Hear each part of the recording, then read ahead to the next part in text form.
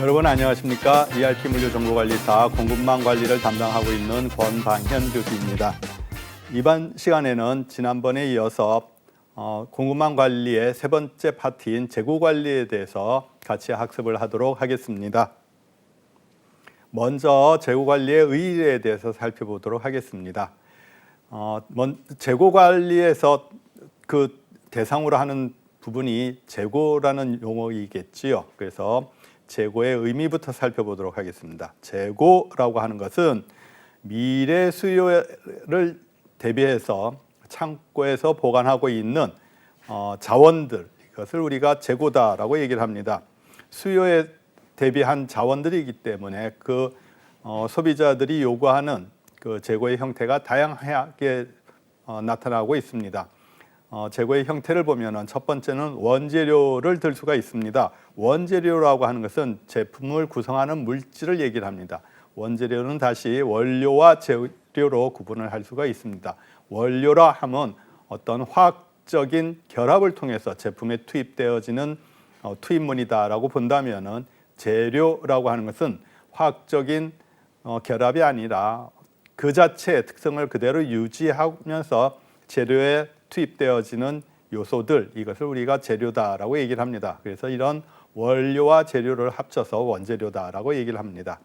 다음으로 부품이 있습니다. 부품이라고 하는 것은 완제품의 어떤 일부 기능을 담당하는 부분품을 우리가 부품이다라고 얘기를 하죠.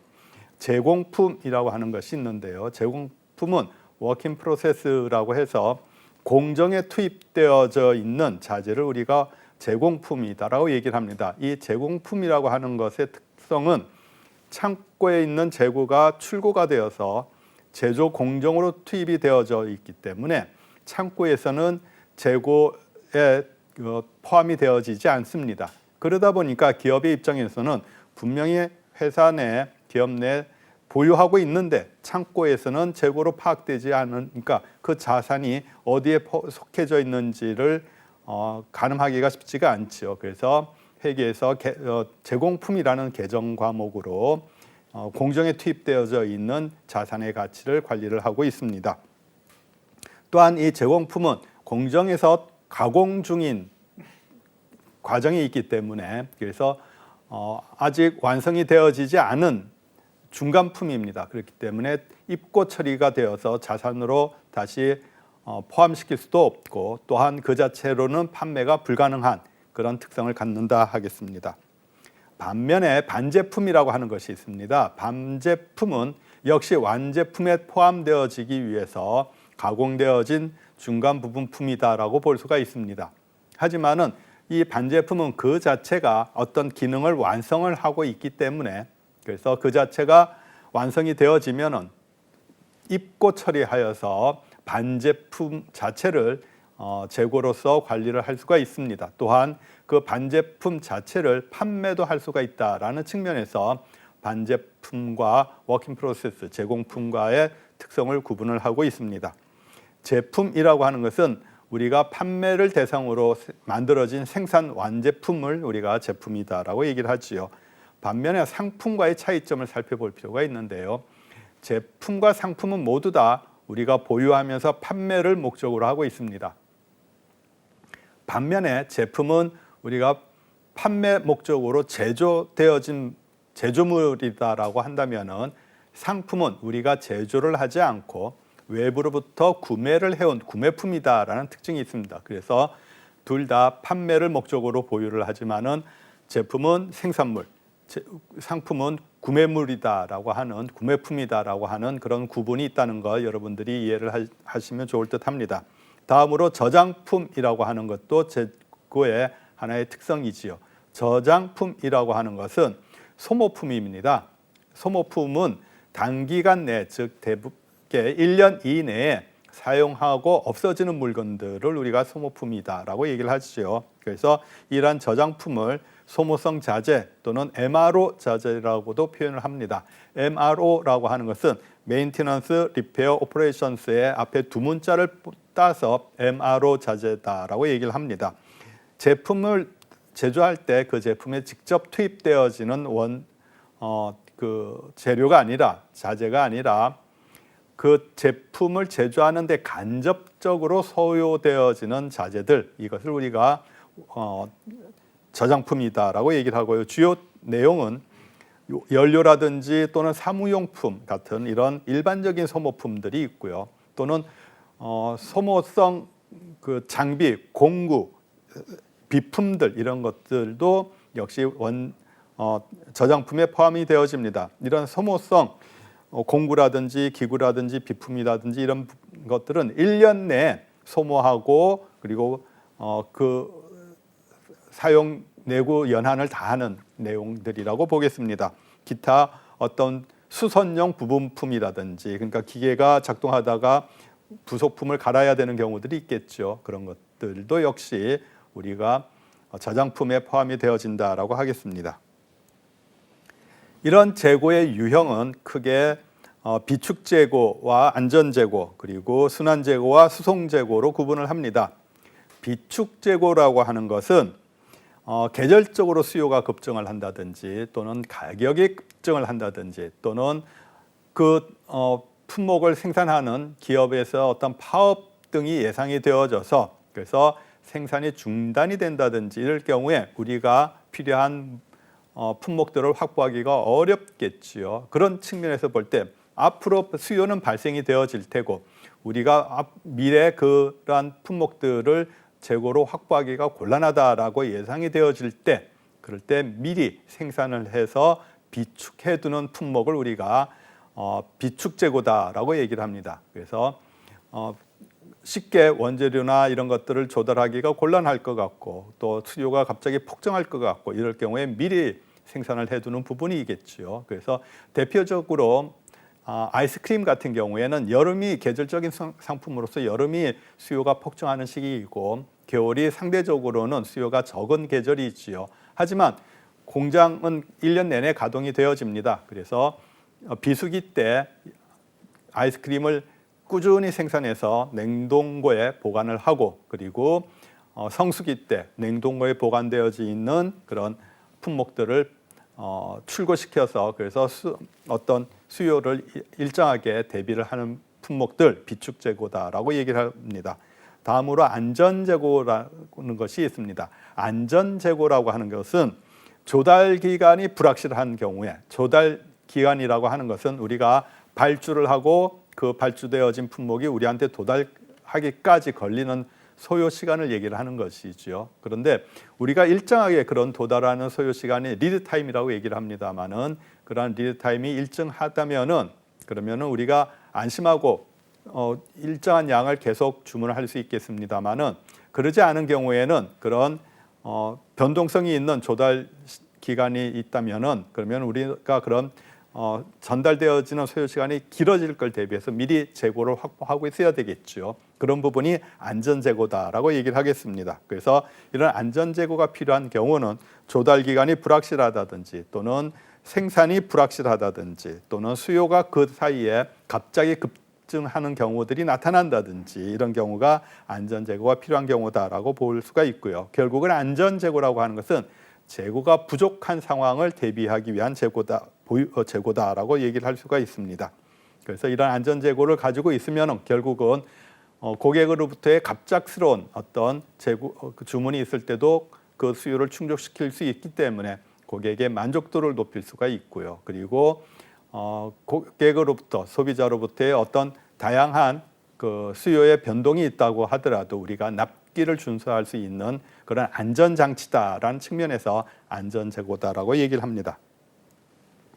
다음으로 순환재고라고 하는 것이 있습니다. 순환재고라고 하는 것은 사이클 인벤토리라고 얘기를 하는데요. 이 순환재고가 나타나는 이유는 우리가 구매를 할 때 어떤 품목이 정해진 패키지 사이즈대로 판매를 하기 때문에 어쩔 수 없이 그 패키지 사이즈대로 구매를 해야 되는 경우에 나타나는 경우들을 얘기를 합니다. 또는 우리가 낱개로 구매하는 것보다는 일정량을 구매를 했을 때 훨씬 더 비용 절감이 가능하다라고 할 때는 우리가 그렇게 일정한 양을 한꺼번에 구매하기 때문에 당장 필요한 양은 아니지요.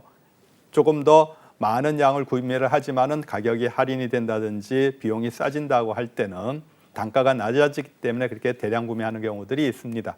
그러면은 당장 필요한 양이 아니고 남는 것들은 재고로 쌓이게 되는 것이죠. 하지만은 그것이 꾸준히 이제 소진이 되어지고 그 한꺼번에 구매했던 양들이 다 소진이 되어지면 다시 재구매가 이어지는 경우가 있습니다. 그럴 동안에 우리가 한꺼번에 구매했던 양이 다 소진되어질 때까지 창고에 쌓여져 있는 양, 재고, 그것을 우리가 순환 재고다라고 얘기를 합니다. 그래서 이 순환 재고는 구매했을 때는 재고가 피크로 올라갔다가 쭉 소진되어서 재고량이 줄어들다가 다시 피크로 올라가서 재고가 구매가 되어지고 쌓이게 되고 이런 패턴을 갖게 돼 있죠. 그것을 우리가 대표적인 순환 재고의 모습이다라고 봅니다. 그래서 실무에서는 이런 순환 재고가 발생되어지는 주요 원인이 이제 EOQ, 경제적 주문량이나 생산량 또는 로트 사이즈의 정해진 양으로 구매하는 경우에 발생이 되어진다라고 생각을 하고 있습니다. 여러분들이 이제 일상에서 쉽게 보실 때는 우리가 슈퍼마켓 같은 데서 보면은 30개들이 달걀 한 판으로 이렇게 판매하는 경우들이 있죠. 그러면은 당장 집에서 그 30개짜리 달걀 한 판을 구매해서 하루에 다 먹어서 없앨 수는 없지 않습니까? 그러니까 매일 조금씩 먹다 보면은 어쩔 수 없이 그 한꺼번에 구매한 달걀이 냉장고에 그대로 남아 있죠. 그것이 다 없어지고 나야지 그 다음에 또 한 판의 달걀을 구매하게 될 겁니다. 그것이 이제 순환 재고의 대표적인 예다라고 볼 수가 있겠습니다. 다음으로 수송 재고가 있습니다. 수송 재고는 파이프라인 재고다라고도 얘기를 합니다.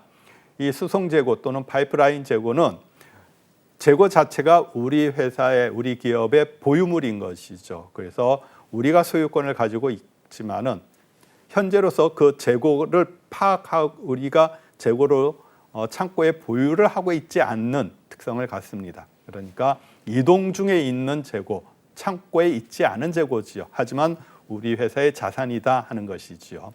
대표적으로는 무역이 있을 경우에 우리가 수입을 한다 그러면 먼 원거리에 있는 다른 대륙에 있는 국가로부터 우리가 배편으로 선박편으로 수입을 하는 과정이 필요하겠지요. 그러면은 계약을 통해서 대금을 이미 지불을 했습니다만은 대금을 지불을 했기 때문에 그 수입되어지는 물품은 우리 회사의 소유입니다.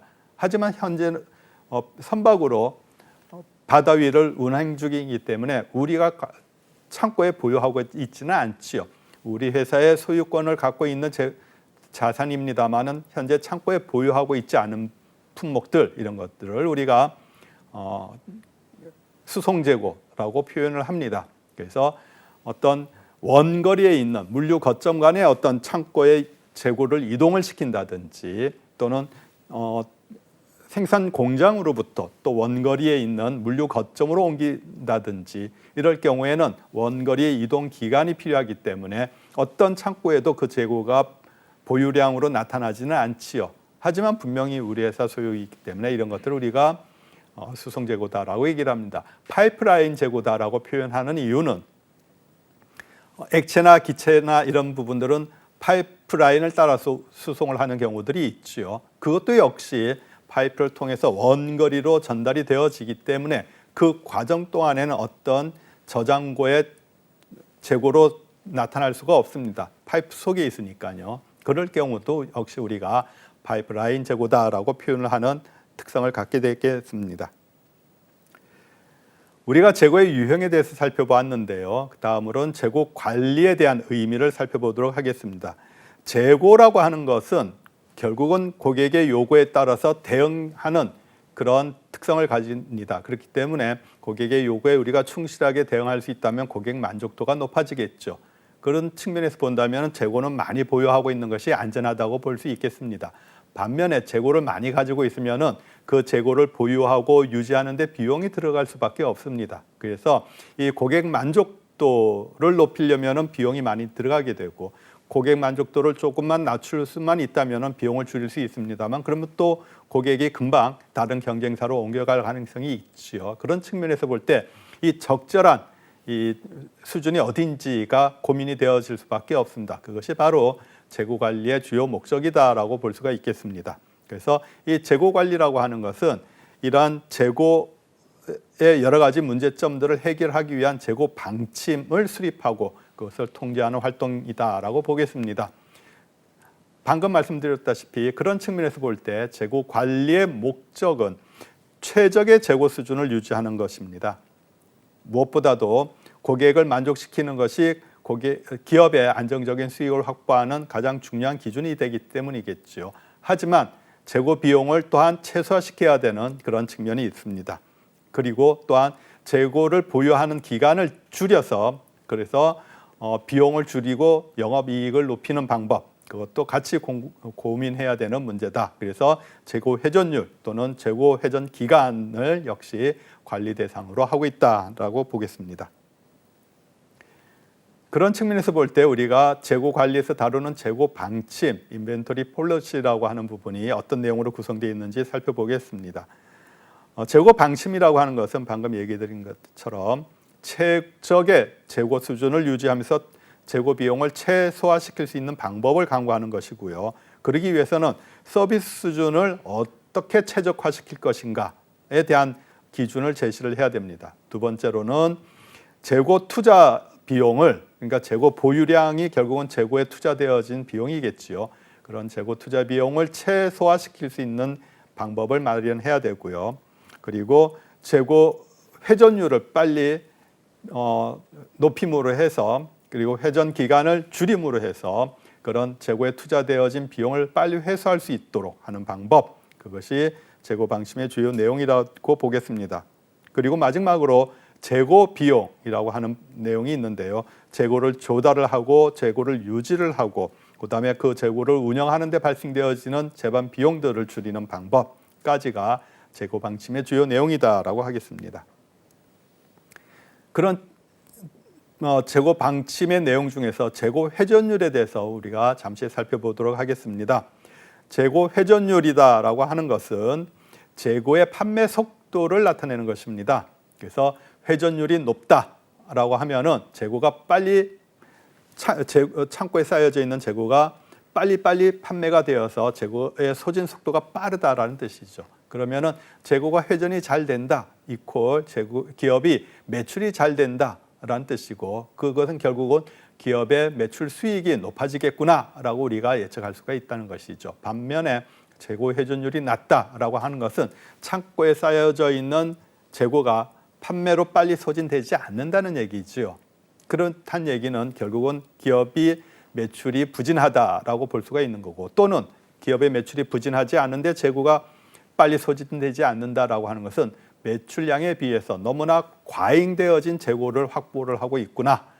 과잉 재고가 쌓여져 있구나. 이렇게 해석을 할 수가 있다는 것이죠. 그래서 매출이 부진하거나 또는 과잉 재고가 있는 것 둘 다 기업의 수익률이 낮구나라고 우리가 판단하고 분석할 수가 있다라고 하는 것이죠. 그런 측면에서 볼 때는 재고관리부서에서는 기업의 매출은 영업부서가 담당을 하는 문제입니다만은 과잉 재고를 보유하지 않는 문제, 그것은 결국은 재고부서의 책임이기 때문에 어떻게 하면 이런 재고 회전율을 높일 것인가, 재고 회전 기간을 줄일 것인가를 고민해야 된다는 것입니다. 재고 회전율이라고 하는 것을 계산하는 방법은 우리가 이미 영업관리나 구매관리 할 때 같이 살펴본 바가 있습니다.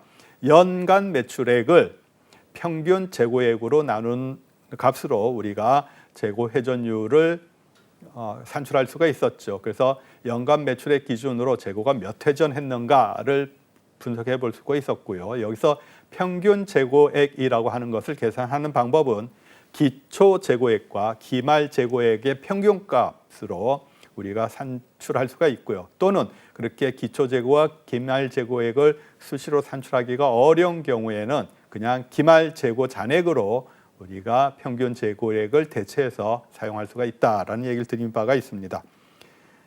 다음으로 재고 회전 기간이라고 하는 것은 재고 회전율의 반대 개념이죠. 그래서 재고 회전율이 빠르면은 회전 기간이 줄어들게 될 테고요. 높으면은 그리고 재고 회전율이 낮으면은 재고 회전 기간이 길어지게 되겠죠. 그래서 역함수 관계가 있다라고 볼 수가 있습니다. 그래서 재고 회전 기간을 계산을 하는 방법은 평균 재고액을 1일 단위의 그 매출액으로 나누게 되면은 그러면은 평균 재고액이 일일 단위로 해서 얼마 기간 동안에 소진이 되어지는가 하는 재고 회전 기간을 산출할 수가 있겠습니다. 다음으로 재고 비용이라고 하는 개념을 우리가 재고 방침의 기준을 살펴볼 때 나타났던 내용이지요. 그래서 재고 비용이라는 개념을 살펴보도록 하겠습니다. 재고 비용이라고 하는 용어는 재고 비용에 관련되어진 재고에 관련되어진 여러 재비용이라는 뜻입니다. 그래서 그것을 이제 표현을 그냥 재고 비용이다라고 표현을 합니다만은 실질적으로는 재고의 조달, 유지에 대한 확보 이런 것에 관련되어진 재비용, 여러 가지 비용들이다라고 볼 수가 있습니다. 이런 재고 비용을 구성하는 것은 그 표에 보시면은 재고 비용은 첫 번째는 재고 주문 비용이라는 것이 있고요. 두 번째는 그 재고를 주문하는데 필요한 생산 준비 비용이라고 하는 개념이 있습니다. 그 재고 주문비나 생산 준비비는 어떻게 보면 서로 대체되어질 수 있는 개념으로 볼 수가 있습니다. 재고 주문비는 판매 기업인 경우에는 재고를 확보하기 위해서 외부로부터 구매해야 되는 경우들이 많고요. 제조 기업 같은 경우에는 그 제품을 확보하기 위해서 생산을 해야 되겠지요. 그래서 어떤 방법이든지 생산을 하던 구매를 하던 그 제품을 확보하기 위해서 조달하기 위해서 준비하는 과정에 투입되어지는 비용이다라고 해서 재고 주문 비용과 생산 준비 비용을 같은 개념으로 사용하고 있습니다. 다음으로 재고 유지비라고 하는 것이 있습니다. 재고 유지비는 재고를 확보하고 그것을 소진할 때까지 판매할 때까지 우리가 보유하는 데 들어가는 재고에 투입되어진 비용이다라고 볼 수가 있습니다. 재고 부족 비용이라고 하는 것은 만약에 고객으로부터 주문이 왔는데 재고가 없어서 판매할 수가 없는 경우가 발생이 되겠지요. 이렇게 재고를 판매할 수가 없는 경우에 발생되어지는 비용을 우리가 재고 부족 비용이다라고 얘기를 합니다. 조금 더 상세하게 살펴보면은 재고 유지 비용이라고 하는 것은 앞에서 말씀드렸다시피 재고를 구매를 할 때 들어가는 비용들이 우선은 있겠죠. 그 재고를 구매하는 데 들어가는 구입비, 구매 비용 또는 생산 비용 이런 비용들은 만약에 그 품목을 구매하지 않는다면은 그 품목을 우리가 은행에 넣어놨다라고 가정을 해볼까요? 그 품목을 구매하는 데 들어가는 비용을 은행에 예금을 했다라고 하면 예금 이자가 발생이 되어지겠죠. 우리가 그 예금 이자를 포기를 하고 제품을 구매하거나 제품을 생산하는 것입니다. 보다 더 큰 이익을 위해서 그렇게 결정을 하겠죠.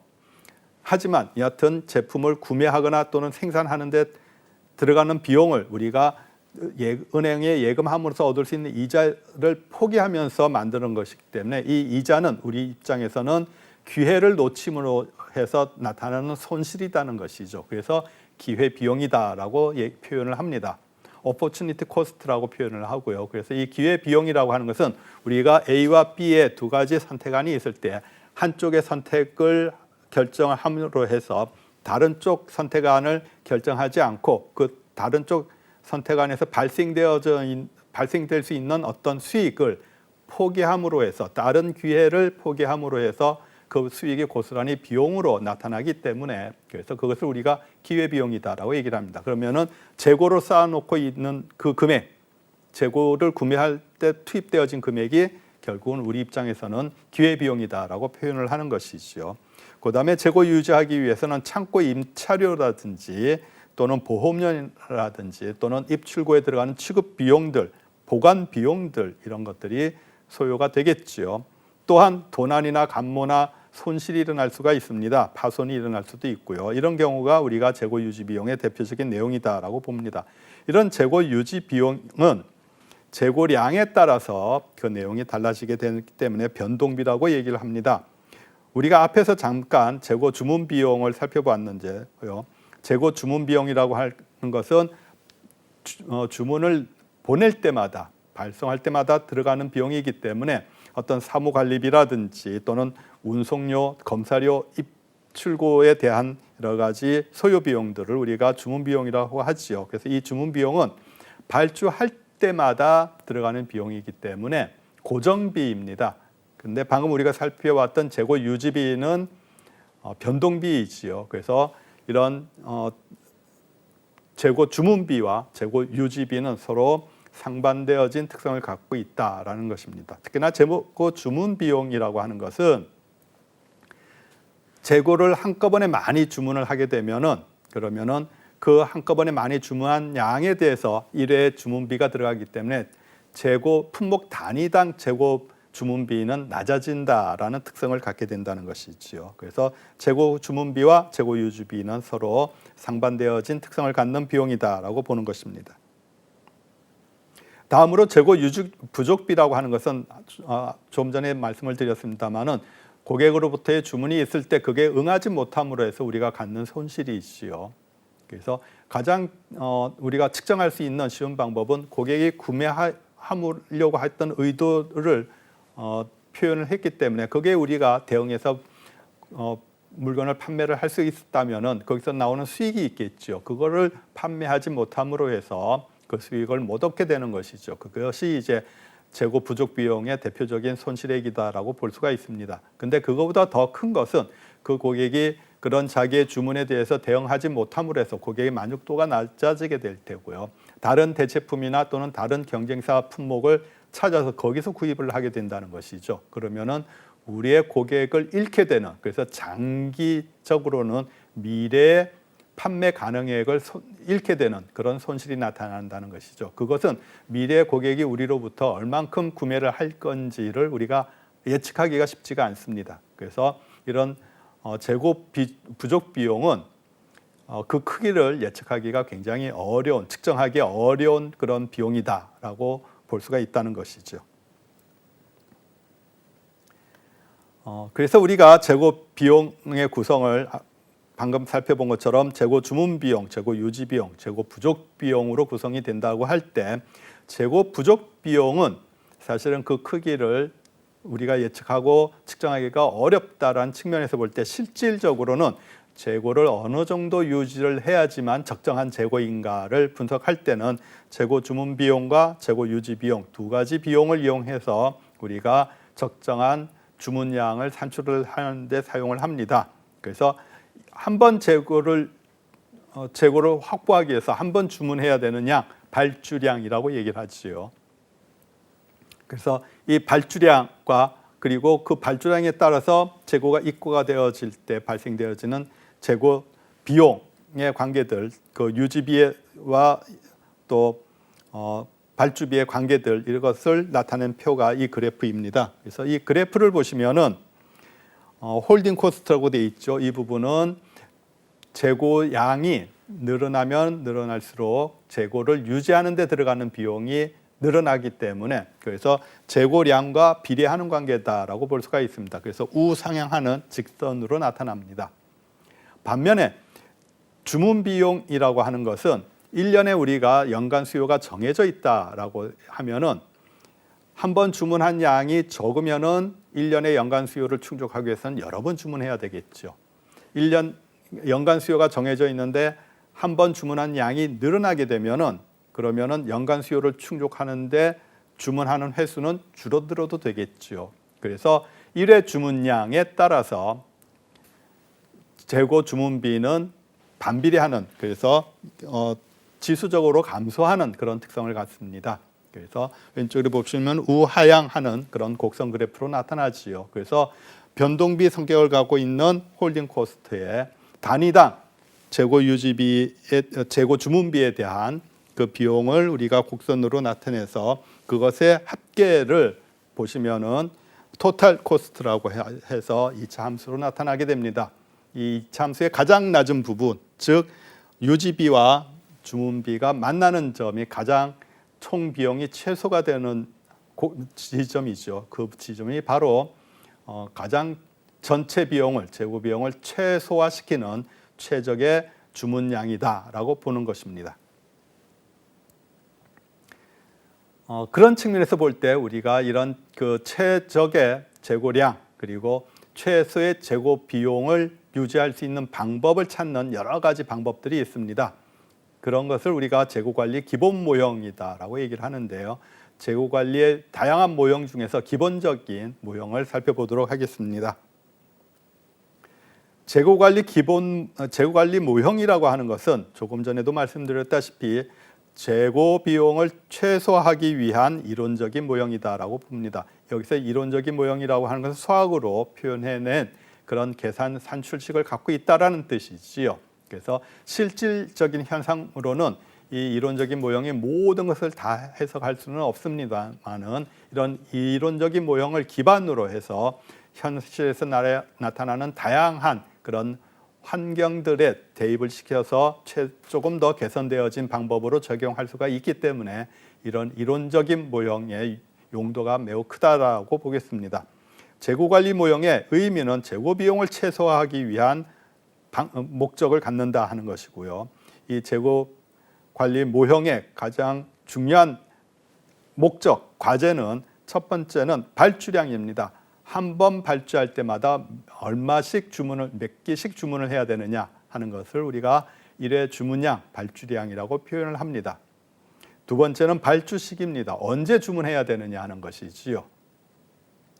언제 주문해야지 재고가 부족해서 고객들이 주문했을 때, 요구했을 때 거기에 대응하지 못하는 문제가 발생하지 않도록 하려면은 재고가 소진되기 이전에 우리가 주문을 해야 되겠죠. 그러면 재고가 언제 소진될 것인지를 우리가 분석할 수가 있어야 될 테고요. 그것이 바로 발주 시기를 결정하는 데 사용하는 기준이다라고 하겠습니다. 다음으로 적정 재고 수준이 있지요. 고객들로부터의 수요는 요구량은 항상 변동이 되어지죠. 일정한 수요가 사실은 현실적으로는 보기가 어렵지 않습니까? 그럴 경우에 적정하게 재고를 보유를 해야지만 고객들의 요구를 갑자기 요구가 변동이 있을 때 그 수요를 대응할 수가 있을 겁니다. 우리가 앞에서도 살펴보았다시피 그렇다고 해서 너무 많은 재고를 보유하게 되면은 재고 유지비가 굉장히 크게 나타나게 되고 기업의 수익이 떨어지지요. 그런 측면에서 볼 때 적정한 재고 수준이 얼마만큼인가를 판단하는 문제, 이것이 바로 재고 관리 모형의 기본적인 과제다라고 보겠습니다. 이런 여러 가지 그 목적을 달성하기 위해서는 재고 관리에 놓여져 있는 환경을 살펴볼 필요가 있습니다. 그런데 현실적인 환경이라고 하는 것은 굉장히 다양한 그런 요소들이 결합되어져 있는 것이기 때문에 그런 부분들에 완전히 맞춤형 그런 모형을 만들 수는 없습니다. 그래서 하나하나의 요소들을 구분을 해서 거기에 맞는 최적의 어떤 모형들을 이론적으로 제시를 하고 있는데요. 재고관리 기본 모형은 크게 두 가지로 구분할 수가 있습니다. 확정적 모형과 확률적 모형으로 구분을 합니다. 확정적 모형이라고 하는 것은 미래 고객으로부터의 수요가 확정적이다는 것이죠. 그러니까 다음 달, 그다음 달, 1년 뒤, 2년 뒤 고객들이 주문하는 양이 똑같다라는 뜻입니다. 그리고 우리가 그 동일한 고객의 주문 양을 미리 알 수가 있다라는 뜻이죠. 사실은 뭐 그런 현상이 현실에서는 거의 없겠죠. 그래서 이론적인 모형이다라고 하고 그것을 전제로 해서 만들어진 모형이 확정적 모형입니다. 반대로 확률적 모형이라고 하는 것은 미래 고객들의 수요가 변동이 되어질 것이고 그 변동이 되어지는 폭을 우리가 확률적으로 산출해낼 수 있을 때 확률적 모형이다라고 얘기를 합니다. 그래서 먼저 확정적 모형일 때는 고객들이 미래 주문할 양을 우리가 미리 확인할 수가 있고 항상 일정하기 때문에 한 번 주문할 때 연간 얼만큼의 수요가 발생할 건지도 우리가 알 수가 있는 것이죠. 그러면은 연간 고객들의 수요량을 충족하기 위해서는 우리가 재고를 가지고 있어야 될 테고 재고를 가지고 있기 위해서는 구매를 해와야 되겠죠. 1년치를 한꺼번에 구매를 해서 창고에 놔둘 수도 있을 테고요. 조금씩 구매해서 창고에 재고로 가지고 있다가 자주 주문하는 경우도 있을 수 있습니다. 많이 보유하고 있으면은 1년치를 재고 주문 비용은 1회만 들어가겠죠. 낮아집니다. 반면에 그만큼의 재고 유지비는 굉장히 높아지게 되겠죠. 자주 주문하게 되면 재고 주문비는 여러 번 발생되어지니까 높아지는 반면에 재고 유지비는 낮아지게 될 겁니다. 그래서 한 번 주문할 때 얼만큼 주문하는 것이 적정한가를 결정하는 것, 그것이 바로 경제적 주문량 EOQ라고 얘기를 합니다. 경제적 생산량 모형이라고 하는 것은 EPQ인데요. 이 EPQ는 이 EOQ는 한번 구매량을 결정하는 데 반해서 EPQ는 한번 생산량을 결정할 때 사용하는 문제입니다. 그래서 EOQ와 EPQ의 모형이 조금 다른 특성이 있고요. ABC 모형이라고 하는 것은 이렇게 한번 주문량을 정해서 경제적으로 주문하는 것이 아니라 품목을 A 품목, B 품목, C 품목으로 구분을 하고 A 품목에 B 품목, C 품목에 따라서 그 특성에 따라서 재고를 구분해서 유지하는 방법, 그것이 ABC 모형이다라고 하겠습니다. 우리가 영업 관리를 할 때도 고객들을 분류할 때 파레토 법칙 또는 ABC 법칙이라고 하는 ABC 방침을 살펴보았죠. 그래서 그런 마찬가지로 품목도 그 중요성에 따라서 ABC 품목으로 나누어서 그래서 재고 정책을 달리 사용하는 방법, ABC 모형이다라고 하겠습니다. 확률적 모형이라고 하는 것은 미래 수요가 어떻게 변동되어질지에 대해서 우리가 확률적으로 판단할 수가 있는 상황이기 때문에 일정하지가 않지요. 항상 변동 가능성이 있다라는 것이고요. 주로 이런 품목들은 단기적으로 일시적으로 유행하는 품목들 또는 수요가 급증하는 품목들에 주로 적용이 되어집니다. 그래서 신상품이라든지 계절품, 유행품 이런 부분들에 확률적 무용을 적용을 할 수가 있습니다만 이런 확률적 무용을 지속적으로 적용할 수가 있는 것이 아니라 어떤 일정 기간 동안의 수요에 대처할 수 있는 적정 재고를 확보하는 방법으로 사용되어지는 모형이다라고 하겠습니다. 다음으로 재고관리 기본 모형을 크게 독립 수요를 갖는 품목과 종속 수요를 갖는 품목으로 구분해 볼 수도 있습니다. 독립 수요를 갖는다라고 하는 것은 고객으로부터 우리가 주문을 받아서 판매하는 품목을 우리가 독립 수요 품목이다라고 얘기를 합니다. 이런 일반 고객들로부터의 주문은 항상 변동성을 갖고 있죠. 그래서 고객들의 수요를 제조기업이나 판매기업이 통제할 수가 없습니다. 말 그대로 고객들의 의지에 대해서 수요가 만들어지는 것이기 때문에 우리 기업의 의지하고는 독립적이죠. 별개의 내용이다. 그래서 독립 수요를 갖는 품목이다라고 얘기를 합니다.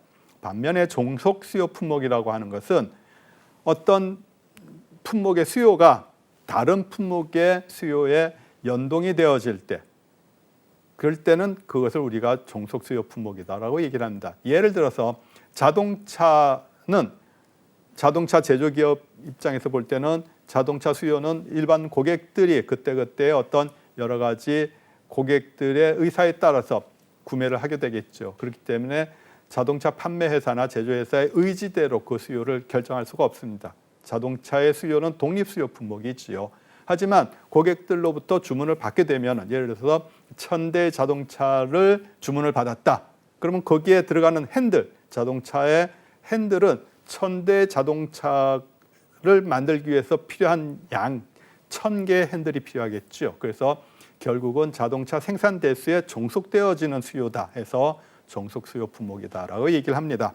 이런 독립 수요 품목은 또다시 연속기간 품목과 단속기간 품목으로 구분합니다. 연속기간이라고 하는 것은 미래도 계속 사용되어지는 품목이다라는 얘기죠. 수요가 계속 발생하는 품목이다라는 뜻이고 단속기간 품목이라고 하는 것은 미래에 발생되어지는 그 수요가 발생되어지는 기간이 한시적일 때 우리가 단속기간이다라고 얘기를 합니다.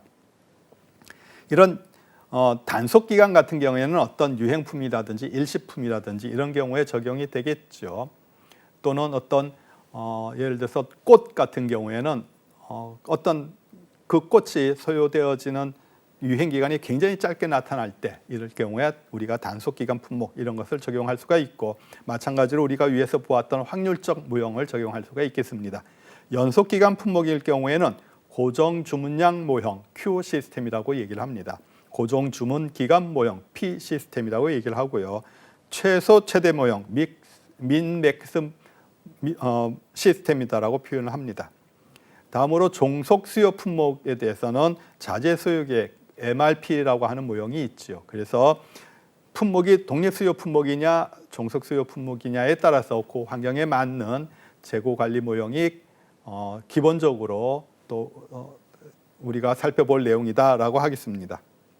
먼저 경제적 주문량 모형부터 우리가 그 내용을 살펴보도록 하겠습니다.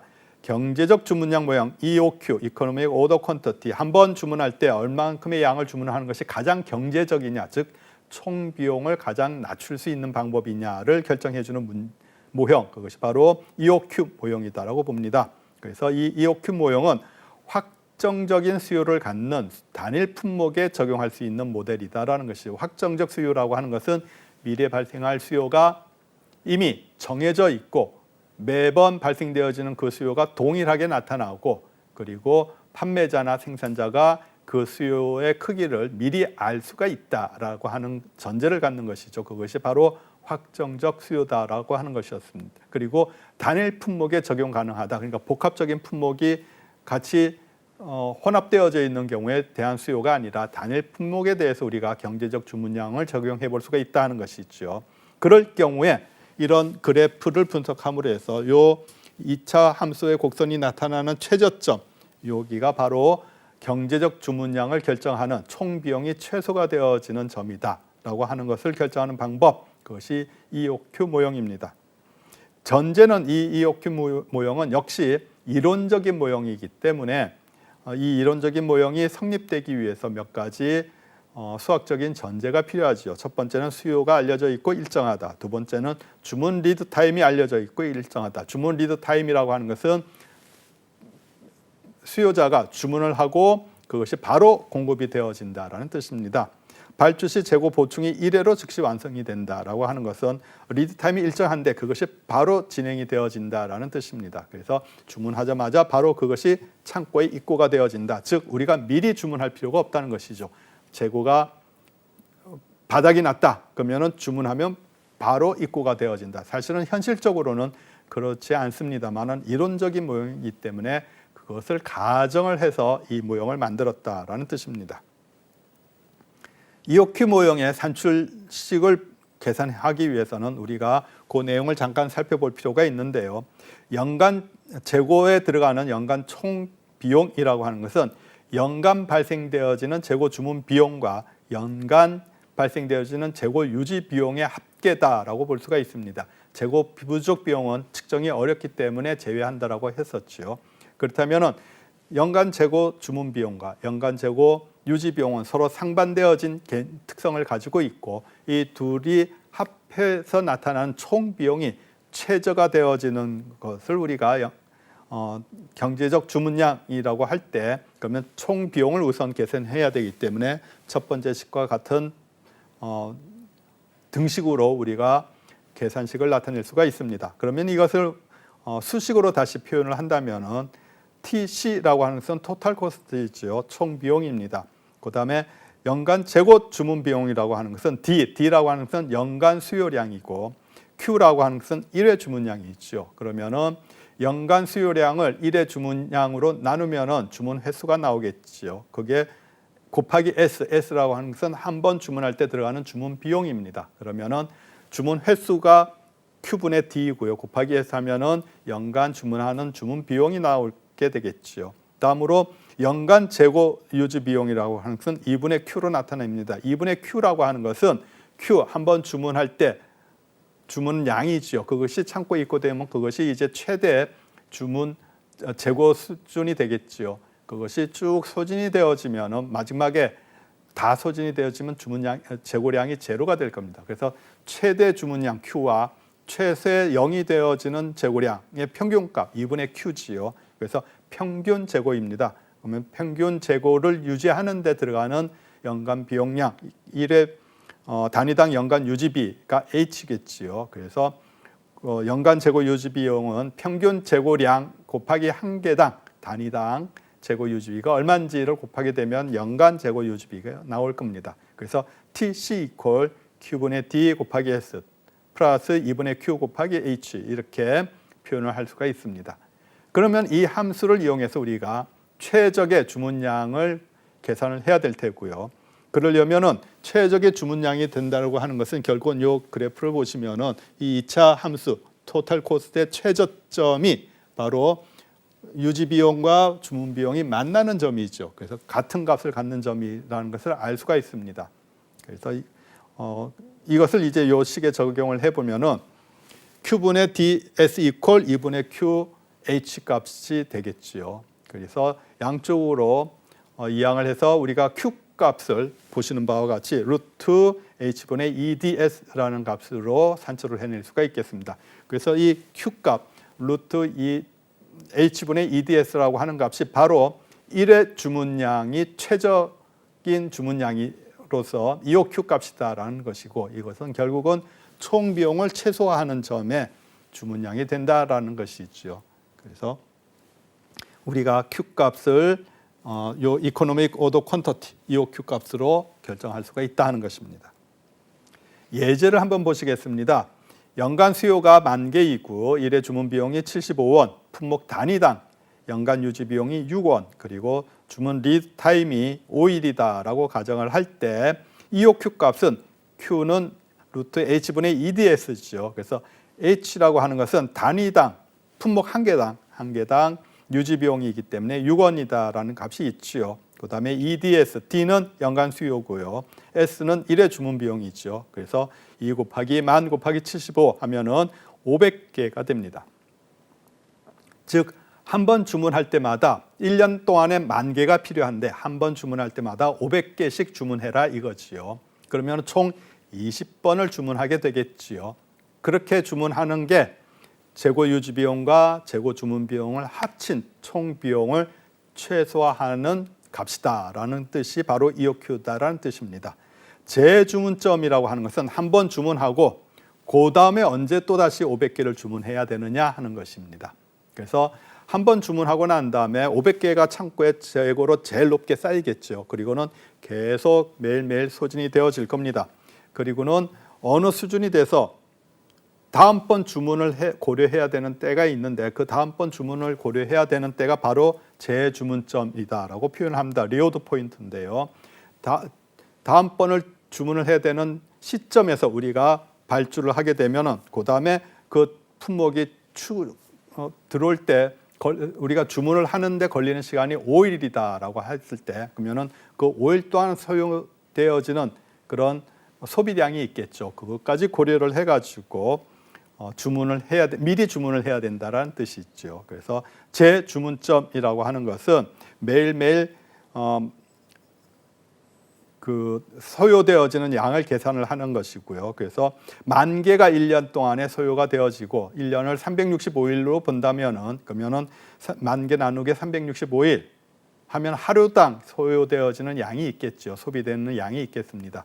그게 곱하기 5일간 주문 리드 타임이다라고 가정을 하면은 주문 리드 타임 5일 동안에 137개가 필요해지는 것이죠. 그러니까 창고에 있는 재고가 137개가 되었을 때 다시 500개를 주문하면은 5일 뒤에 500개가 도착하게 되고 그 사이에 재고는 제로가 돼서 500개가 즉시 들어오면은 다시 충족이 되어지게 된다는 것이지요. 이럴 경우에 연간 총 비용은 토탈 코스트가 3,000원이다라고 우리가 계산을 할 수가 있겠다 하는 것입니다. 다음 고정 주문량 모형에 대해서 살펴보도록 하겠습니다. 고정 주문량 모형 Q 시스템이라고 표현을 하는데요. 이 고정 주문량은 말 그대로 주문을 할 때 주문하는 양이 정해져 있는 경우에 우리가 고정 주문량 모형이다라고 얘기를 합니다. 그러니까 매번 주문할 때마다 동일한 양을 주문하는 방법입니다.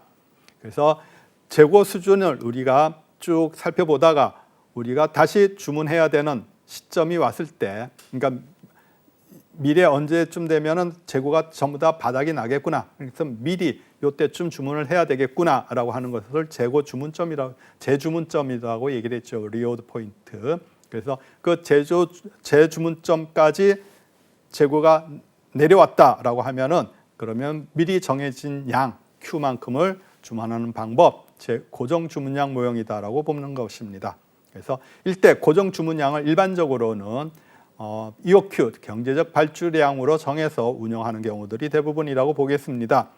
재주문점은 그럴 경우에 언제 그러면 다시 주문을 해야 되느냐 하는 것이죠. 그것은 안전재고, 즉 항상 고객들의 수요가 갑자기 변동되어졌을 때 대응할 수 있도록 확보하는 재고를 우리가 안전재고라고 얘기를 했었죠. 그러면은 그 안전재고에다가 우리가 주문을 해서 그 주문이 도착할 때까지 소비되어지는 양, 그것을 우리가 주문 리드 타임 동안의 수요다라고 보는 것이죠. 그러면은 안전 재고는 항상 보유를 해야 되는 것이고, 그리고 주문 리드 타임 동안에 소비되어지는 양을 포함한 그 수준이 바로 주문을 다시 내야 되는, 다시 발주해야 되는 그 시점이다. 그래서 그것을 우리가 재주문점 ROP라고 얘기를 하죠. 리워드 포인트라고 얘기를 하죠. 그래서 그 수준이 됐을 때 재고가 거기에 도달하면은 그만큼의 다시 그 발주량 Q를 발주하는 경우 이것을 우리가 고정 주문량 모형이다라고 얘기를 합니다. 그런데 이 고정 주문량 모형을 적용하기 위해서는 결국은 재고가 현재 얼만큼 와 있지를 매일매일 체크를 해야 되는 것이죠. 그래서 실시간 재고 수준을 파악해야 된다라고 하는 번거로움이 있습니다. 이 실시간이라고 하는 것은 말 그대로 기업이 출고가 굉장히 빈번하게 일어난다면은 거의 출고가 일어날 때마다 현재 재고가 몇 개 남았지를 매번 확인해야 된다라는 뜻입니다.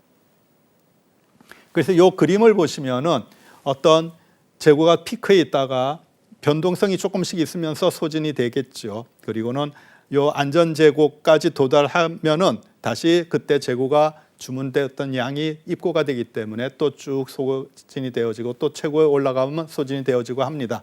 그런데 발주점은 ROP는 안전 재고보다 높지요. 왜냐하면은 이 기간 동안에 재고가 도착하는 주문 리드 타임 동안에 재고 소유량까지 고려를 해서 우리가 재주문점을 결정을 하기 때문에 안전 재고보다는 미리 주문해야 되는 경우들이 있다는 것입니다.